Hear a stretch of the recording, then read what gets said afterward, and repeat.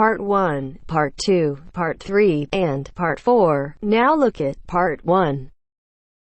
Part 1. You are going to listen to the director of a college talking about his school. Listen to the talk and answer the questions. First, you have some time to look at questions 1 to 3.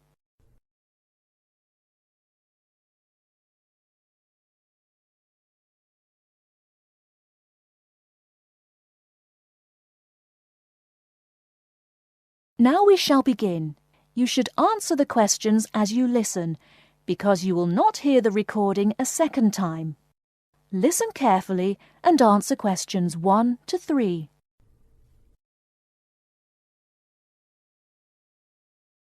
Many of you already have a reasonably firm idea of the general subject area you wish to study. Others are more open and searching for ideas. Whatever your situation, I hope you find that we have a course that meets your needs. Our firm aim is to be a student-centred institution with a special emphasis on flexibility. This begins with our attitude to access. We judge people on their motivation and commitment to study as much as, if not more than, formal qualifications. This is reflected in the vitality and diversity of our student population.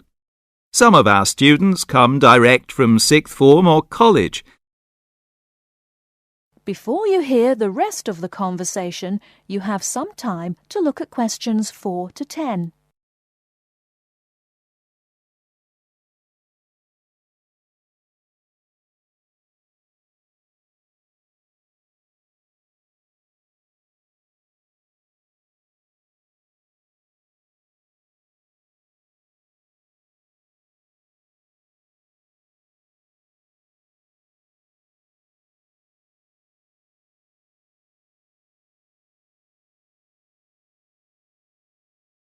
Now listen and answer questions 4 to 10. Others are coming into higher education after a short or long gap from formal education. Some are seeking a specific set of skills with a particular job or profession in mind. Others are retraining or studying to give their careers a new direction or dimension. Some are learning about the very latest scientific, technological and commercial knowledge. Others are stretching their minds on sensitive environmental, social and cultural issues. Even a casual observation of the mix of our student body indicates that we're close to our aim of being a polytechnic for the whole community. To meet our students' needs, we have 500 academic and a further 500 support staff committed to good quality teaching, high standards, and sensitive and sympathetic student care. We have probably the longest experience of understanding and dealing with the differing needs of a diverse student population. I hope you'll find a suitable course at the Polytechnic College. If you want to come to the college and we consider you suitable, we'll do our best to find you a place. And when you're here, we'll work hard to make your experience enjoyable, stimulating, and educationally rewarding. That is the end of Part 1. You now have half a minute to check your answers.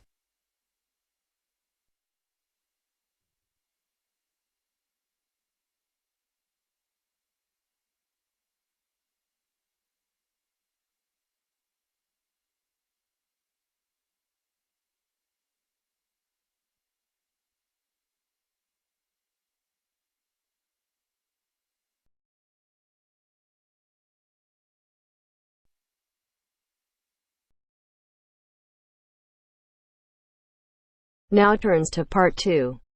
Part 2. A conversation between Mrs. Lamb, a member of the staff in a large hospital, and Andrew, who is a student in the nursing school. Mrs. Lamb is explaining the rules about visiting hours in the hospital. First, look at questions 11 to 14.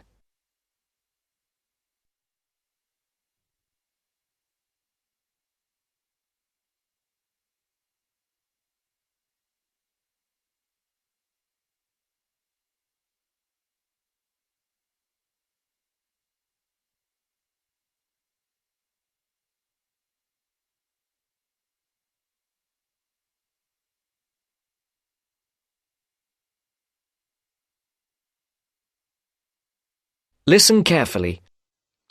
Hello, Andrew. I believe you want to know about visiting hours. Yes, I do, Mrs. Lamb. I have to fill this form out, and I'd like to have some idea why the different parts of the hospital have different times for visiting. I see. Well, let's start with an obvious one. Intensive care. People in intensive care are very sick indeed, and for that reason, we say that visitors can come between 6 a.m. and midnight. I can understand that. At the other end of the scale, our maternity patients are usually quite well, but we restrict their visiting hours from 8 a.m. to 8 p.m. We find they get very tired if we permit visitors all the time. I see. What about the surgical wards? The doctors prefer to do their rounds early in surgical, so visiting hours are 9 a.m. to 9 p.m. Surgical patients are often on very heavy painkillers, and they aren't really very good company for their visitors. But surely the visitors come to cheer up the patient, not the other way round. Of course. And often the visitors are able to help the patient a lot. That's why we allow visitors all day, the full 24 hours in the emergency ward. They help comfort the patient while they're waiting to be diagnosed. Of course, it's not just everyone who can visit a sick patient. People in intensive care can only be visited by their immediate family. What's more, we only allow 2 people in at any time. We let children of the immediate family in to visit people in intensive care, but we don't like to do it. It's very hard on the children, and it may distress the patient. However, if the patient asks for the child, and the family agrees, that's okay. What about children in maternity? Of course we let them in. They're very pleased to see their mothers. The rule in maternity is everyone may visit, up to 6 people at a time. The maternity ward is quite sociable after all. The surgical ward must be different. It is indeed. We don't allow children in the surgical ward because of the danger of infection. And as you know, we restrict the hours. There are a lot of procedures which must be carried out on surgical patients, and we only let 2 visitors come in at a time. And in emergency, people are allowed to visit all the time? Oh yes, we rely on patients' relatives to be there for them, and we permit everyone to visit the emergency department at all hours. However, we restrict it to 3 visitors for each patient. Otherwise, the room just gets totally crowded. Before the broadcast continues, look at questions 15 to 20.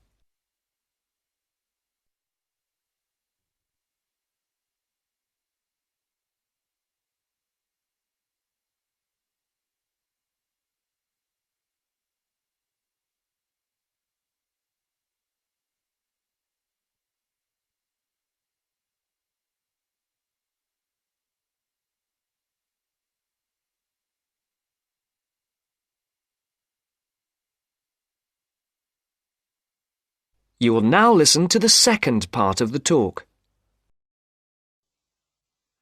Now I have your schedule for the next week's observation sessions. Are you ready? Yes. Where do I start? On Monday, you'll be in male surgical in the morning and in female surgical in the afternoon. You'll be following Dr. Shea on her rounds. Thank you. And on Tuesday? On Tuesday, you'll be with Dr. Thomas in the morning and Dr. Robertson in the afternoon. No, that can't be right. You're with Dr. Thomas in the afternoon and Dr. Robertson in the morning. Do I ever get to see Dr. Kim? Yes, you'll be with Dr. Kim on Thursday and Friday. She'll take you through the children's ward and through our new teenage ward for 12 to 15-year-olds. Great. I've read a lot about that new ward. Will I see the schoolroom? Maybe another time. And what will I do on Wednesday? On Wednesday, you'll join the other students for lectures. You'll be in the Redmore lecture room between 8 and 10 a.m. and later between 2 and 3 p.m. Thank you. Do you know how big my class is? The intake this term is 200 first-year students. I'm pleased to say about 1/3 are men, which is good. Nursing used to be an almost entirely female occupation. I know. My father trained as a nurse, and he was considered very unusual. Is he still working as a nurse? Yes, he's working in a hospital in the country. I guess I just wanted to follow his example. That is the end of part 2. You now have half a minute to check your answers.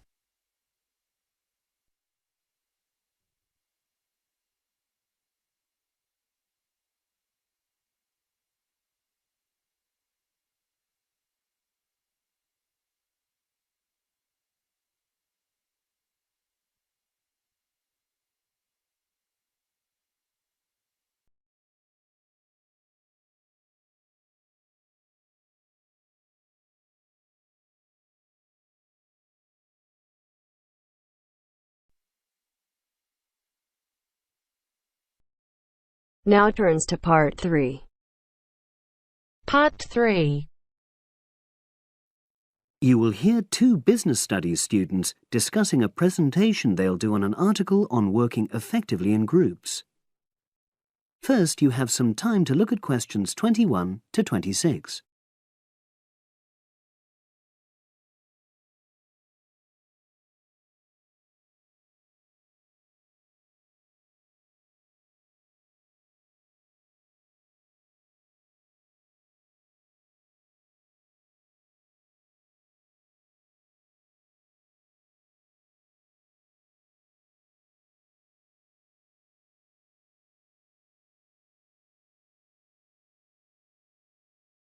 Now listen and answer questions 21 to 26. So, Brad, what did you think of the article on group work? Oh, hi, Helen. Yeah, it was pretty good, with helpful pieces of advice on how to make group work effective. I think we were lucky to be given such a straightforward text to present at the management skills seminar. Yeah. Actually, shall we discuss it now? Have you got time? Sure. It's only a 10-minute presentation, so we just need to explain and then give our views on the main points raised in the article. I'll jot down some notes. Right. So, there are 3 main sections. I suggest we start with listening. Yeah, effective listening in groups, because it's not something that's frequently covered on courses in our field. No, and we should say that in the presentation. Yeah. And also effective listening's pretty simple, you know. I don't think it's hard to learn. Well, people think it's easy, but in my experience, most of us tend to be very lazy listeners. Okay, I wouldn't argue with that. Something I do think we should emphasize is the power of the listener's posture, gestures, etc., in making speakers feel respected. Not that you're just waiting for them to finish before jumping in with your own ideas. Uh-huh. Okay, right. The next section is on goal setting. Let's make sure we're clear what the article says on this. Yeah.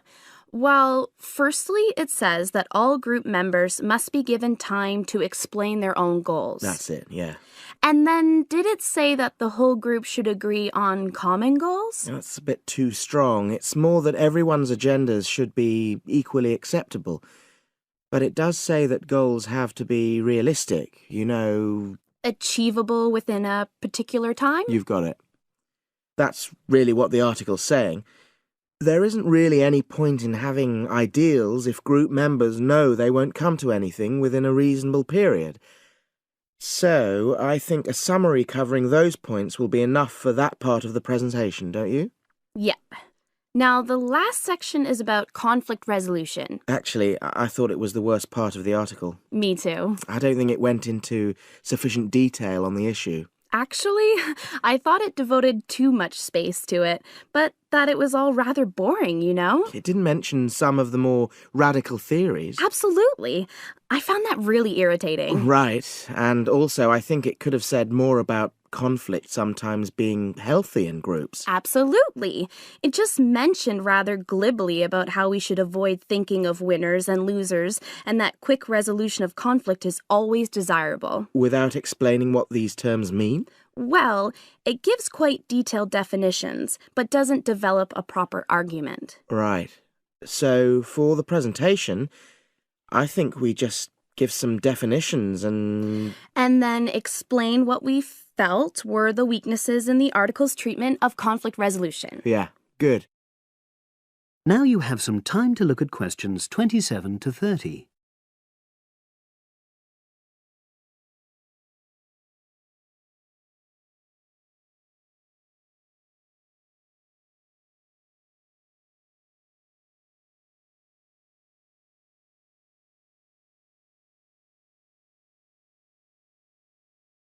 Now listen and answer questions 27 to 30. So, let's think about what we have to prepare for the actual presentation. Well, I suppose we'll use PowerPoint, but I'm hopeless at using it, especially if it has any visuals. I really have to look into doing a course on it because I know I'll need it in the future. Don't worry, I'm quite happy using PowerPoint and I'll put it together when everything else is ready. That's a relief. But yes, do that later. Okay. Now, I heard the tutor saying we have to include some well-chosen quotations from the article. I'm not sure if we do. I'll email him to find out. No need, I can just have a look at the specs he gave us when he set the task. That'll be quicker. But the tutor definitely said we have to prepare a handout to go with the talk. I'm not really sure how we do that. Sarah did one last year. Who's she? She's doing the same option as me on marketing. I'll ask her advice on what to include. Great. So that just leaves the bibliography at the end. I suppose it'll mainly be articles. Yeah. So we'll just look on the web, and we can leave that till later. But we've been advised against that. Well, we could have a look through some journals in the library. I think we should start by looking through module handbooks. I think that'll give us some good leads. Yeah, you're probably right. So that's all the topics.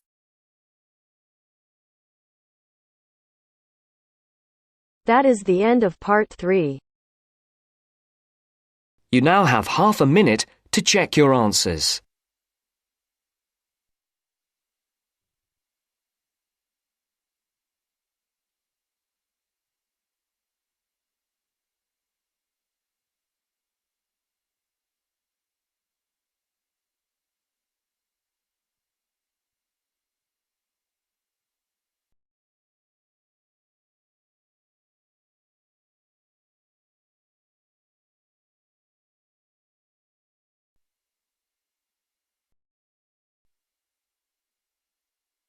Now turns to part 4. Part 4. We're going to hear a talk on wild rice. First, you have some time to look at questions 31 to 40.